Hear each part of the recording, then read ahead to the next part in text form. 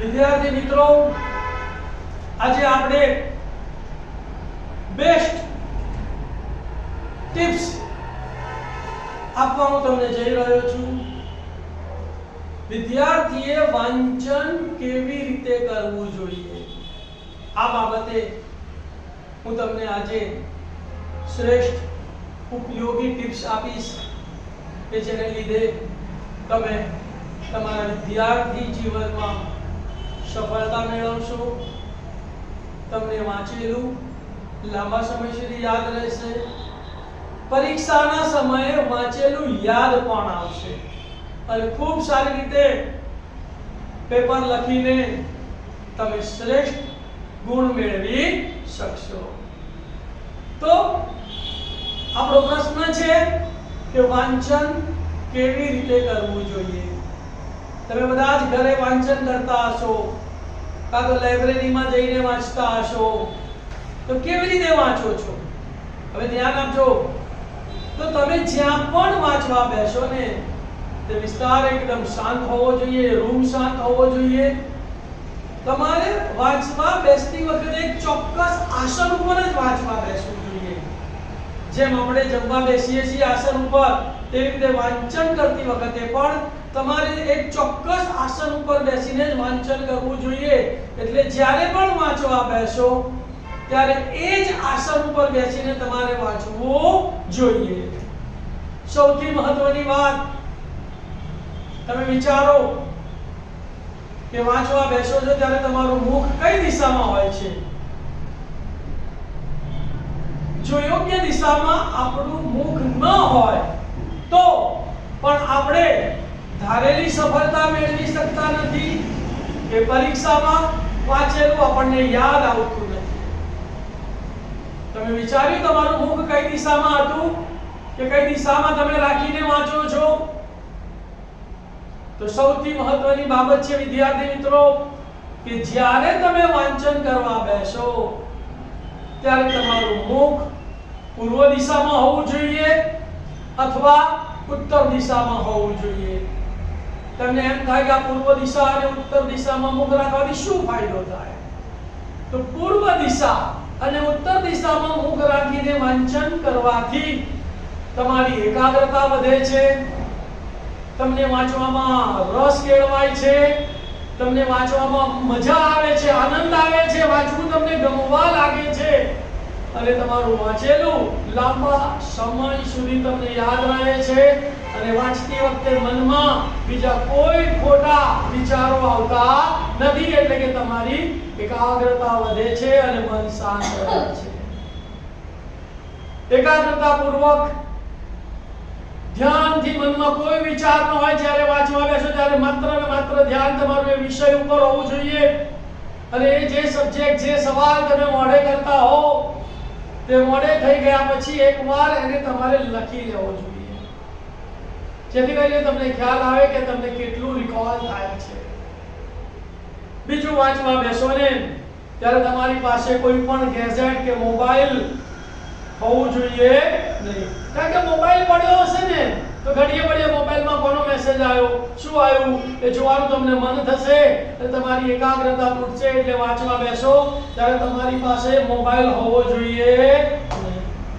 TV કે tape recorder પણ ચાલુ હોવું જોઈએ નહીં. કારણ કે જો ટીવી કે ટેપ રેકોર્ડર ચાલુ હશે તો જે એકાગ્રતા આવવી જોઈએ, જે કોન્સન્ટ્રેટ આવવું જોઈએ, તમે લાવી શકશો નહીં અને તમે જે વાંચેલું છે એ યાદ રાખી શકશો નહીં. બીજું, તમે જ્યાં પણ સ્ટડી રૂમમાં કે લાઇબ્રેરીમાં વાંચવા બેસો છો ને તો છત ઉપર ધ્યાન રાખવાનું કે બીમ છે અને જો બીમ હોય ને તો બીમ નીચે તમારે વાંચવા બેસવાનું નથી. તેનાથી પણ નેગેટિવ અસર તમારામાં આવે છે. સૌથી મહત્વની વાત, ઘણા લોકો સૂતા વાંચે છે, આડા પડીને વાંચે છે, બરાબર? તો વાંચવા માટે તમારે ટકટાર બેસીને વાંચવાનું છે, આગળ નમીને પણ વાંચવાનું નથી અને તમને આરામદાયક રીતે ગમે તે રીતે વાંચવાનું છે. હવે વાંચવા બેસો ત્યારે પાણીની બોટલ લઈને બેસવાનું છે. કારણ કે જ્યારે તમે બોલીને વાંચતા હશો તો શું થશે કે ઘડીએ પડીએ તમને પાણીનો સોર્સ પડશે, પાણી પીવાની ઈચ્છા થશે. તો જો તમે ઘડીએ ઘડીએ પાણી પીવા ઉઠશો તો તમારી એકાગ્રતા ભંગ થશે. એટલે જ્યારે પણ વાંચન કરવા બેસો ને ત્યારે તમારે પાણીનો બાટલો લઈને બેસવાનું છે અને જેવી તરસ લાગે ઘૂંટડો ઘૂંટડો પાણી પીવાનું છે. આ ઉપરાંત તમે મમરા છે, પછી જે પણ નાસ્તો તમને ગમતો હોય તે નાસ્તો પણ તમારે તમારી સાથે રાખવાનો છે. એટલે જો તમને ભૂખ લાગે તો તમે 2-5 મિનિટ માટે એ નાસ્તો પણ ત્યાં બેસીને જ કરી શકો છો. સૌથી મહત્વની વાત વિદ્યાર્થી મિત્રો, કયા સમયે વાંચવું. જેટલા જણને પૂછીશું તો દરેક જણ અલગ અલગ તમને ઉપાય બતાવશે. કોઈ કહે છે સવારે વાંચવું, કોઈ કહે બપોરે વાંચવું, કોઈ કહે રાત્રે વાંચવું. તો વાંચવું ક્યારે? તો સૌથી મહત્વની વાત કહું તો જ્યારે તમને વાંચવાનું ગમતું હોય, જે સમયે તમને વાંચવાની ઈચ્છા થાય એ સમયે વાંચવું સૌથી શ્રેષ્ઠ છે.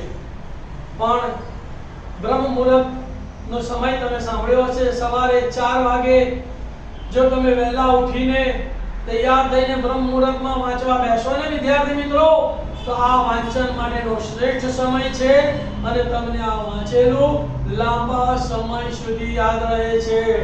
એટલે કે આ વાંચન તમારી લોંગ ટર્મ મેમરીમાં જાય છે. તો વાંચનનો શ્રેષ્ઠ સમય સવારે 4 વાગ્યાનો છે, બ્રહ્મ મુહૂર્તમાં વાંચવું જોઈએ.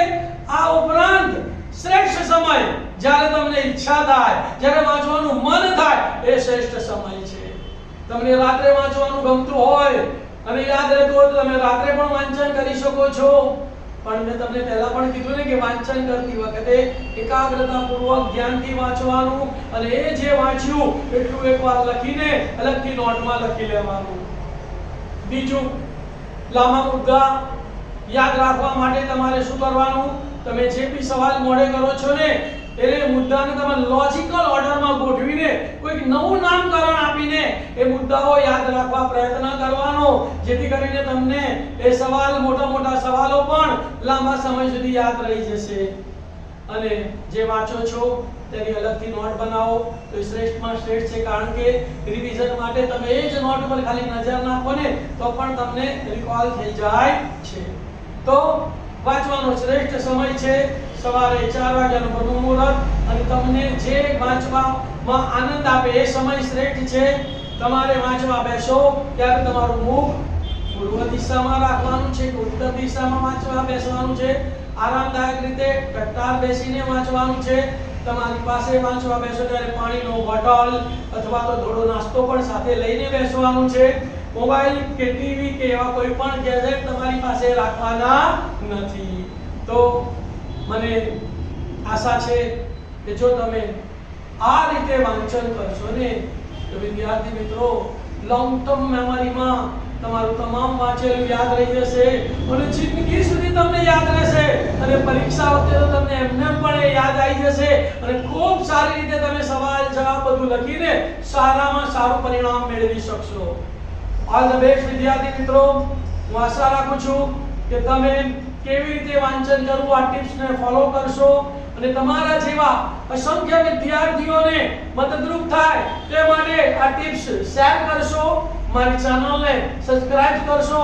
તમને આવા અસંખ્ય વિડિયો, તમારા જીવનમાં ઉપયોગી એવા અસંખ્ય વિડિયો તમને મેળવતા રહેશો. Thank you. ઓમ નમઃ શિવાય એન્ડ ઓલ ધ બેસ્ટ.